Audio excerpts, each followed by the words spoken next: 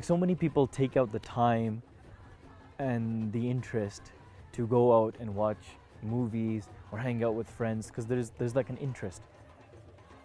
But anything that we're doing in life, we should be able to relate that back to Sikhi or Seva or the Panth they gave us in Gurbani, Chitra Hai Pari. Like, everybody's looking at the beautiful paintings of the drawings, they're looking at the mountains, they're looking at the ocean. But Sache Pacha says, don't forget the person that created the painting. So like, Maharaj created this world, but remember who created it, and that person is residing with us. So that's where the true beauty is. They gave an example because they looked at something. Then they went and they looked at the ocean and they looked at a river and they gave us another example. They looked at the sun and the moon and then they gave us another example. They went and looked at the clouds, they gave us another example. They looked at the snow and they gave us another example. They looked at water and gave us another example. When somebody is sleeping, somebody is eating, Maharaj is taking things out of it because they're looking at it with a different angle. They're looking at it with the Gursikh mindset, the Gursikh eyes. That's what we should be doing. Anything time we're speaking, we speak like a Gursikh. We think like a Gursikh. We sleep like a Gursikh. We study like a Gursikh. That's what it all means. Movies nowadays, like, you know, the Singhs took out time and they took me to watch the new Black Panther film. And after that, we were discussing things about how much it relates. So most of you have probably seen the movie, The Black Panther. It's left like a positive impact on the film community, just because of the cast and the performance that was given by everybody. But sometimes, like, it's important to analyze something and extract the positives from it, and take all the lessons that we learned from it, and then you know, make it prevalent in our lives as well. So even if it's just a movie, like in the movie, let's for example, there's so many analogies that we can learn from. Like the Black Panther, they describe the characteristics of a king. So we see the protagonist, T'Challa, who's a king of his country. The country's name is Wakanda. And in Sikhi, we see kings such as Guru Gobind Singh Ji Sache Pacha. But what truly makes a king? So Guru Gobind Singh Ji Sache Pacha, they describe in Zafarnama, when they write to Aurangzeb, they say that, you know, a king has to have compassion. Even if a king is making fake oaths and he's not straying, his actions are not true to his words, then what type of king is he? Compassion, forgiveness, all of these qualities that make up of a king. A king cannot become a king, a true king, if they do not have the Gursikh qualities. Like even Nawab Kapoor Singh was a person that everybody said that we want to make you the Nawab. Why? Because he had lots of nimrata. He was the person that used to pick up the horse dung. And the person that's picking up the horse dung, they said, we want to give you the highest seva because you've been doing, according to the world, the lowest seva.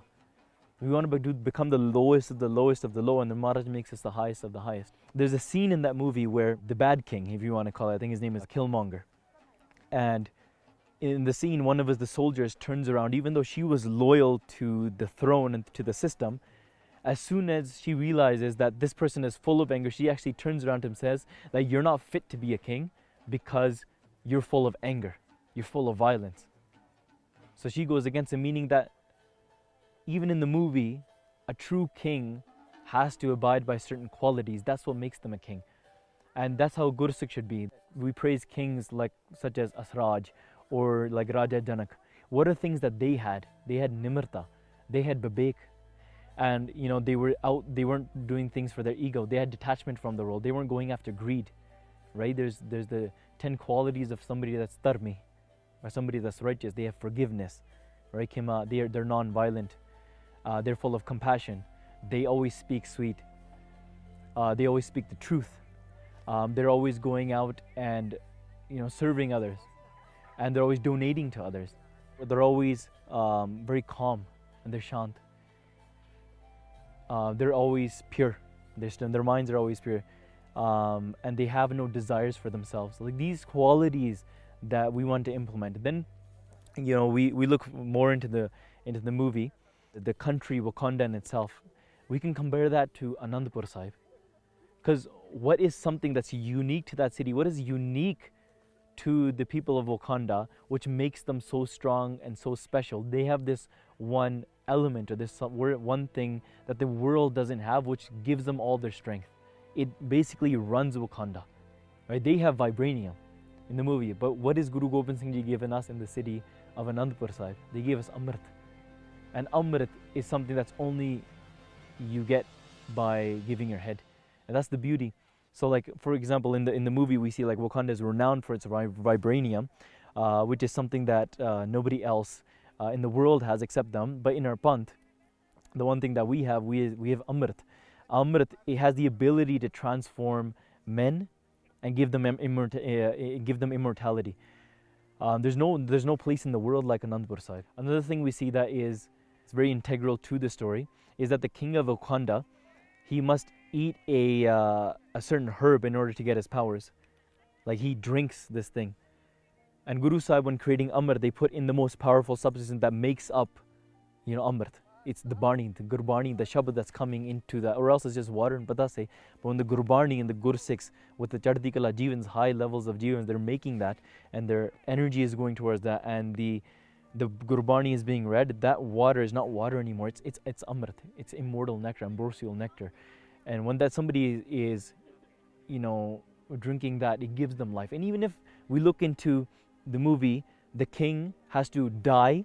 He has to go and meet the ancestors. He has to go into the place of death. Then when he comes alive, that's when he's truly a king. Then a Gursikh, the name even Gursikh, it's not come through birth, right? This Gursikhi you get through death. We have all of these things that we have in our Sikhi, which we look towards movie and say, you know what, this is something that the world's saying is so cool, and I wish we had something like that. But Guru Sahib is actually giving us that. Another cool thing in the movie is that they had this system where there's different families and they all have special things that they do. Somebody's job is the defense of Wakanda. Somebody else is for the technology of advancement. Somebody else is in charge of the mountain area. And they all have different respective roles. But when it comes to time to choosing the king, they all get together. Anybody of royal blood, they can challenge. So they have all of these customs that they follow. And if we look at that, like, I kind of see those as different jathebandiyan, right? Somebody, like we have Nahang Singhs, we have, Kirtani Singhs, then we have, Apne Nirmale Singhs, and we have other people that study, we have, Taksal Singhs, Nanaksar Singhs. We have all of these different groups, but they're all different departments of the entire foundation, the formation of the Khalsa.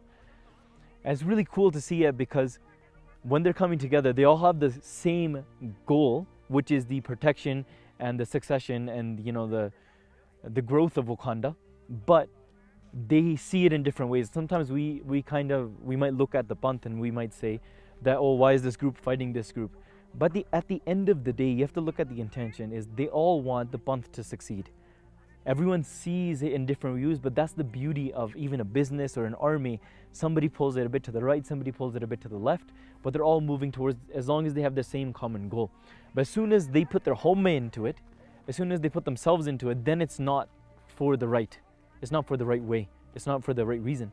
Another example that's, in the movie that has a lot to do with Sikhi is, even though they were technologically advanced in every way possible, but they never forgot their past or their ancestry. So you can see they had, the coolest, guns and the coolest blasters and the coolest ships. They had everything, but they still follow their traditions of how to choose a king, how to dress, and their language and their customs. They would still, have those African tribe names. They had to have the African cultural dresses, the African dances, and they would do all of this kind of stuff because that's where Wakanda is rooted. It doesn't matter how advanced you get. Like, as a Gursikh, we want to be advancing in the world, using Maya to advance in the world, yet we don't want to forget our roots. So sometimes somebody might ask, what's the point of, doing Chaur Sahib, right? What's the point of Matha taking? What's the point of actually going to Guru Granth Sahib Ji and actually doing seva with our hands and reading with our eyes? Why do we need to, look a certain way? Why do we need to speak a certain way? Why do we need to do seva? Why do we need to do kirtan in a certain way? We don't need to follow these customs anymore. But that's where Sikhi is deep rooted there. It's deep rooted in such a way that you can advance in every other aspect, but if you let go of your roots, then everything's gone. All of these things make a difference. We want to advance Maya, Dasi Bhagtan ki kar kamave. We use Maya, but we don't let Maya use us. Another example is like the whole media aspect. This is why the movie was such a big thing, because they challenged the narrative of what the black community was like. They would say that, you know, Africa is a third world country, but it was something that's cool and unheard of or unthinkable to see that, you know, the thing that the world thinks is so low, but it actually is the highest. So that's what the Khalsa Panth is as well. Is the world might be, you know, in today's media, everybody's saying the Sikhs are extreme. Oh, you don't want to be backwards like them. You know, why do they grow their beards? Why do they wear their turbans? Why do they, you know, carry their swords? But the world sees it in one way, but in reality, it's something else.